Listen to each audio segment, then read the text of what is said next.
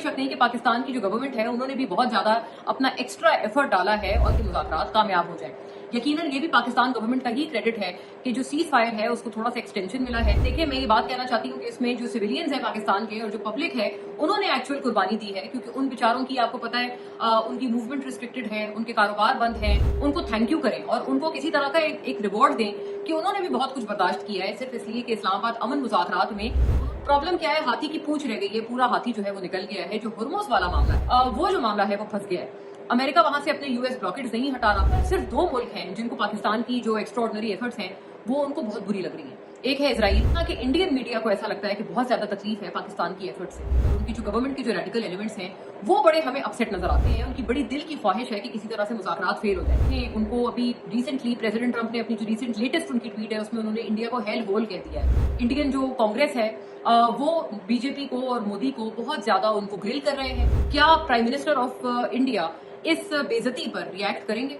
उनको रिएक्ट करना चाहिए। उनकी पब्लिक भी उनसे की तकाजा कर रही है। मोदी जी पर एक और बारे में भी बड़ी तनकीद हो रही है, वो आपने देखी होगी कि जब वो तमिलनाडु गए और वहां पर जाकर कैंपेन कर रहे थे तो वहां पर ऐसा कई लोगों ने नोट किया कि उनका जो स्किन टोन था वो डार्क नजर आ रहा। कई लोग ये कह रहे हैं कि शायद उन्होंने कोई मेकअप किया हुआ था मोदी जी ने। इस्लामाबाद अमन मुज़ाकरात का राउंड 2 आखिर शुरू क्यों नहीं हो रहा? आपको पता है राउंड 2 शुरू होने से पहले ही उसकी तैयारियां कर ली गई थी, रास्ते बंद कर दिए गए थे, बाकायदा तौर पर दुकानें बंद कर दी गई थी, सारी कमर्शियल एक्टिविटीज को रोक दिया गया था और भारी भरकम यहाँ पर इस्लामाबाद में पुलिस और सिक्योरिटी ऑफिशियल्स की नफरी नजर आती थी जो कि इंश्योर कर रहे थे कि किसी तरह का कोई सिक्योरिटी लैप्स ना हो। और आने से कई रोज पहले से ये तैयारियां शुरू हो गई थी।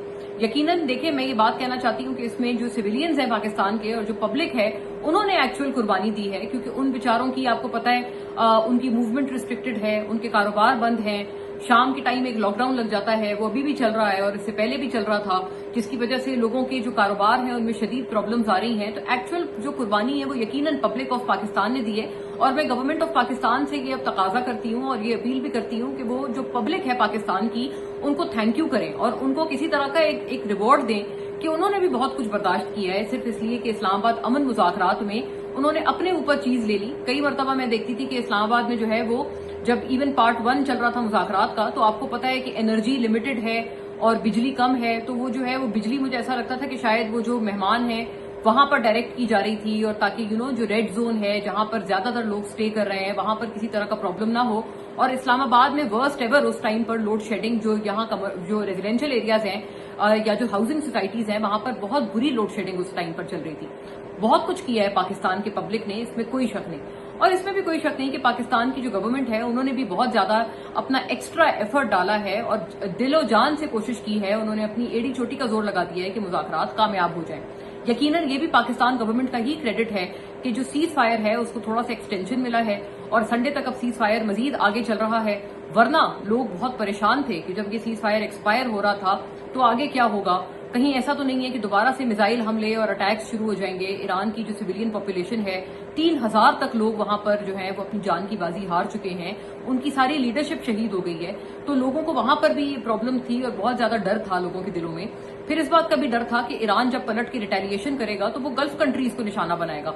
गल्फ कंट्रीज में भी उनकी जो सिविलियन पॉपुलेशन है उनके ऊपर जो ईरान के मिसाइल थे, इस मामले को मैं बड़ा उससे बताना चाहती हूँ कि बड़ा अंडर रिपोर्ट किया गया और वहां पर जो कैजुअलिटीज थी उनको नहीं बताया गया। वरना जो जिस तरह के जो विजुअल्स आते थे जब गल्फ कंट्रीज पे मिसाइल गिरते थे, यकीनन वहां पर बड़ा भारी भरकम जो है वो इंसानी जान का, ह्यूमन लाइफ्स का लॉस हुआ है। कई लोगों की जानें उसमें गई हैं जो ईरान ने भी वहां पर मिसाइल फेंके हैं उसकी वजह से। और ये सिलसिला दोबारा शुरू हो जाता है, एक ऑयल क्राइसिस पूरी दुनिया में दोबारा शुरू हो जाता है, इंसानी जान का क्राइसिस दोबारा शुरू हो जाता है। तो ये दोबारा कई लोग परेशान थे। Thanks to Pakistan diplomatic efforts के ये जो सीज फायर है ये आगे बढ़ा।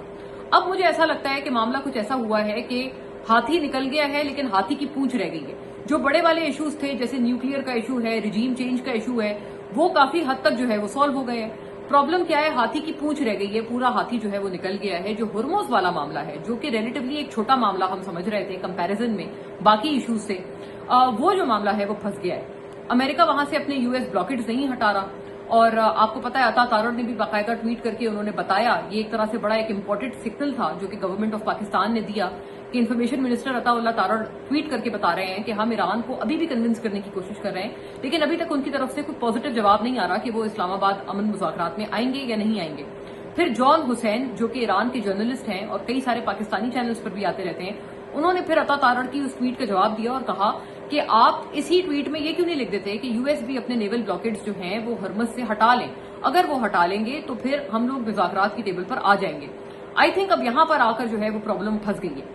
यूएस को भी चाहिए कि वो अपने नेवल ब्लॉकेड्स पीछे लें और ईरान को भी चाहिए कि वो जो एक रोज के लिए जब हरमज खुला था और प्रेसिडेंट ट्रंप ने उनका थैंक यू किया था, उसके बाद ईरान ने भी कुछ वहां से गुजरने वाले वेसल्स के ऊपर अटैक किए थे, जिसमें इंडिया का भी वेसल था, फ्रेंच वेसल था और यूके का वेसल था। उसके ऊपर भी प्रॉब्लम जो है वो दोबारा हुई। तो ऐसा लगता है कि ईरान और यूएस दोनों जो है वो हरमुज को यूं पकड़कर बैठ गए और वहां से जो है वो स्टेप बैकवर्ड्स लेने को दोनों तैयार नहीं है। अब ये जो एक प्रॉब्लम है ये यकीनन एक प्रॉब्लम बन गई है। दोनों को स्टेप बैक लेना पड़ेगा अगर वो चाहते हैं कि मुज़ाकरात दोबारा शुरू हों। और ये थोड़े से दिन जो रह गए हैं सीज फायर के, उनमें ब्रेक थ्रू बड़ा जरूरी है। संडे तक सीज फायर का टाइम है। संडे तक सारे लोग, पूरी दुनिया ये चाहती है कि सीज फायर के होते हुए ही किसी तरह की कोई ब्रेक थ्रू हो जाए और दोबारा नेगोशिएशंस शुरू हो जाएं, क्योंकि अगर नेगोशिएशंस शुरू नहीं होती तो फिर वो दोबारा वो सिलसिला शुरू हो जाएगा जो कि जो इंसानियत है, ह्यूमैनिटी है, वो बिल्कुल भी उसकी ख्वाहिश नहीं रख सकती। पाकिस्तान के रोल को सबने एक्नॉलेज किया, इसमें भी कोई शक नहीं।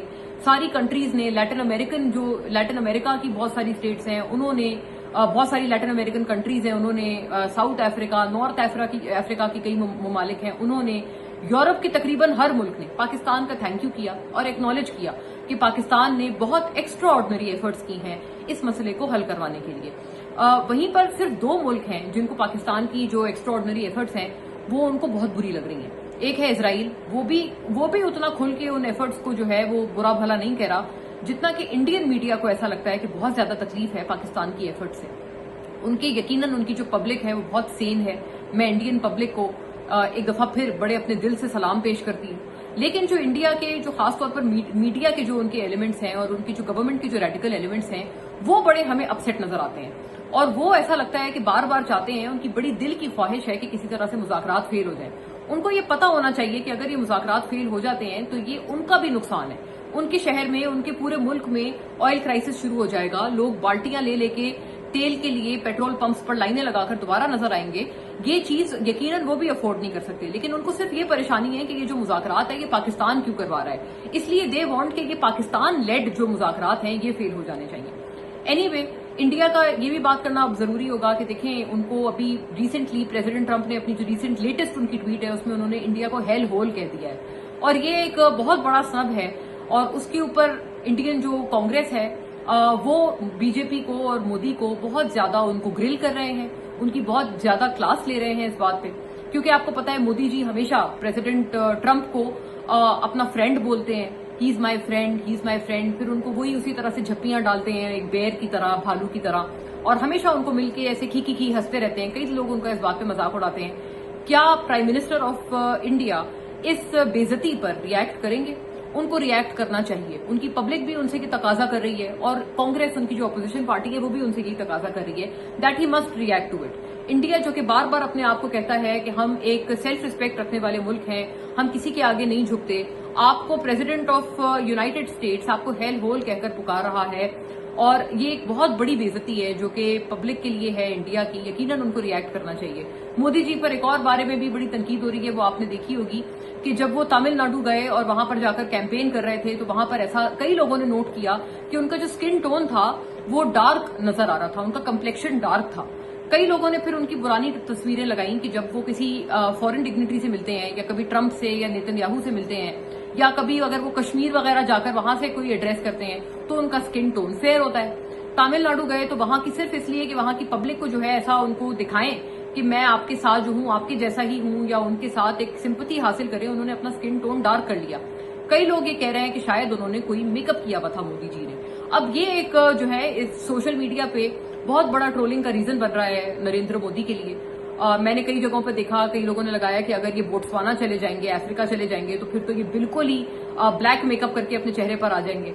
किसी को भी रंग की, कम्प्लेक्शन की बेसिस पर जज करना एक क्राइम है और ये क्राइम ही रहना चाहिए। और यकीनन इस तरह की जो छुपी हुई टैक्टिक्स हैं वो भी बहुत ही चीप लगती हैं कि अगर आप वोट हासिल करने के लिए सिर्फ उन लोगों को जो है ऐसा दिखाएं कि मैं आपके जैसा हूं और मैं दिखने में भी आपके जैसा हूं, तो मुझे लगता है ये एक बहुत नया किस्म का ایک اینٹک ہے, ایک پولیٹیکل اینٹک ہے اور ایک بہت بڑا پولیٹیکل سٹنٹ ہے جو کہ مودی جی نے مارا ہے, اور وہ ان کو بہت بھاری پڑ گیا ہے کیونکہ لوگوں نے نوٹس کیا ہے اور سب لوگ ان کی جو ہے وہ پکچرز لگا لگا کر بتا رہے ہیں کہ ایسا لگتا ہے کہ اب تو آپ جہاں جاتے ہیں آپ اس حساب سے میک اپ کر لیتے ہیں تاکہ آپ ان لوگوں جیسے دکھیں. یہ ایک بہت بڑی بیشنگ جو ہے وہ پرائم منسٹر مودی کی چل رہی ہے. ان کو انٹرنلی بھی اس بہت بدترین بیشنگ کا سامنا ہے کہ آپ ووٹس کے لیے اور آپ پبلک کے سپورٹ کے لیے آپ کس حد تک جا سکتے ہیں کہ آپ ان کو ایک بلف کرنے کی کوشش کر رہے ہیں میک اپ کر کے, اور ایکسٹرنلی بھی ان کو بہت زیادہ تنقید کا سامنا ہے کہ پریزیڈنٹ ٹرمپ نے آپ کو اتنا برا بھلا کہہ دیا لیکن آپ ان کو ابھی تک جواب نہیں دے رہے. کیا مودی جی جواب دیں گے؟ میری پریڈکشن نہ میں ہے.